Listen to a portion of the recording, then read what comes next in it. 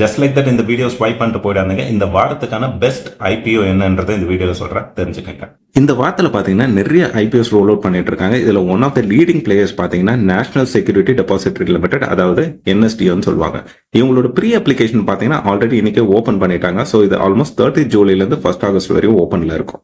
So என்எஸ்டிஎல்னா யாருன்னு பார்த்தீங்கன்னா இந்தியாலேயே இந்த டிமேட் அக்கௌண்ட்லாம் நம்ம ஓப்பன் பண்ணுறோம் இல்லையா, அதில் லீடிங் பிளேயராக இருக்கவங்க இவங்க தான். ஸோ இவங்களை தவிர்த்து சிஎஸ்டிஎல் இருக்காங்க. ஸோ சிஎஸ்டிஎலும் என்எஸ்டிஎலும் தான் பார்த்தீங்கன்னா ஆல்மோஸ்ட் டிமேட் அக்கௌண்ட்டை பொறுத்த வரைக்கும் ஒரு மோனோபோலி ஆர்கனைசேஷன் மாதிரி. என்எஸ்டிஎலுக்கும் சிஎஸ்டிஎலுக்கும் என்ன டிஃபரன்ஸ்னு பார்த்தீங்கன்னா, என்எஸ்டிஎல் பார்த்தீங்கன்னா owned by national stock exchange, CSDL பார்த்தீங்கன்னா owned by Bombay stock exchange.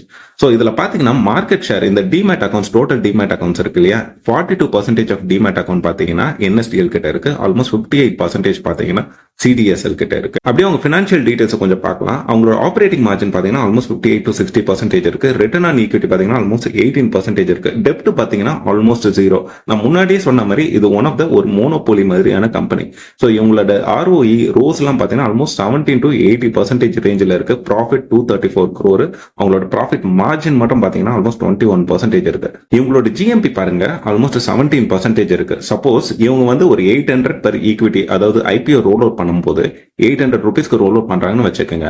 இப்ப கரண்டா ஜிஎம்பி, அதாவது கிரே மார்க்கெட் பிரீமியம் சொல்லுவாங்க, அது பாத்தீங்கன்னா ஆல்மோஸ்ட் 130 to 140 rupeesல ட்ரேட் ஆயிட்டு இருக்கு. அப்பனா 800 plus 135 லிஸ்ட் ஆகுறப்போ ஆல்மோஸ்ட் டக்குன்னு அப்சைட் நம்மளுக்கு எவ்வளவு வரும்னா 935 rupees வரும். அதாவது ஒரு 17 to 18% இன்க்ரீஸ்.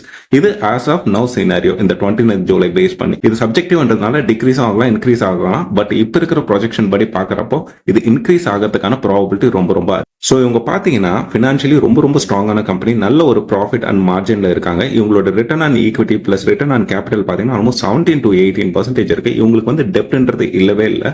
பிளஸ் மார்க்கெட்ல இவங்க வந்து ஒரு லீடரா இருக்காங்க இந்த டிமேட் அக்கௌண்ட்ல. பிளஸ் ஒரு மோனோபோலி மாதிரி கம்பெனின்றதுனால நீங்க சப்போஸ் ஒரு லிஸ்டிங் கெயினுக்காக என்டர் ஆகணும்னு நினைச்சாலும் ஆல்மோஸ்ட் உங்களுக்கு 15 to 25% கிட்ட இந்த ஐபிஓல வரதுக்கான ப்ராபபிலிட்டி இருக்கு. இல்ல எனக்கு ஒரு லாங் டேர்ம்ல ஹோல்ட் பண்ணும் அப்படின்னு நீங்க நினைச்சாலும் இது வந்து ஃபண்டமெண்டலி ஒரு ஸ்ட்ராங்கான கம்பெனி. ஸோ இவங்களோட growth பேஸ் பண்ணி நம்ம பார்க்கும்போது கண்டிப்பா இவங்களோட growth உங்களுக்கு ஒரு கன்சிஸ்டன்ட் ரிட்டர்ன்ஸ் கொடுக்கும். ஸோ அதுக்கும் இது ஒரு நல்ல கம்பெனி. சப்போஸ் நீங்க இந்த ஐபிஓல என்டர் ஆகணும்னு நினைச்சீங்கன்னா ஒரு நல்ல ஃபினான்ஷியல் அட்வைசர் கன்சல்ட் பண்ணிட்டு என்டர் ஆகும். இந்த வீடியோல ஷேர் பண்ண எல்லா இன்ஃபர்மேஷனுமே உங்க எஜுகேஷன் பர்பஸ்க்காக மட்டும் தான். இந்த வீடியோ உங்களுக்கு பிடிச்சிருந்தா லைக் பண்ணிட்டு சேனலுக்கு சப்ஸ்கிரைப் பண்ணுங்க. இதே மாதிரி இன்னொரு வீடியோல பார்க்கலாம். அது வரைக்கும் பாய் பண்றோம்.